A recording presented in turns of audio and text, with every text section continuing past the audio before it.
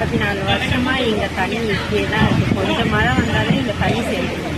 நாங்கள் எப்பயுமே புளியாந்தோப்பில் இருக்கோம். எங்கள் வீட்டிலலாம் அவ்வளோ தண்ணி. இப்போ நாங்கள் இன்னொரு வீட்டுக்கு போகிறோம், எங்கள் தெரிஞ்சவங்க சொந்தக்கார வீட்டுக்கு போகிறோம். தண்ணியெல்லாம் இருக்குன்னு அங்கேருந்து இவ்வளோ தூரம் வரைக்கும் தண்ணினா ஒரு தண்ணியும் இருக்குல்ல, எதுவுமே செய்யல. அங்கேயுமே அடி அங்கங்கே இருக்கு. ஒரு கொஞ்சம் ஒரு 1 hour விடாமல் மழை பெய்தாலே தண்ணி.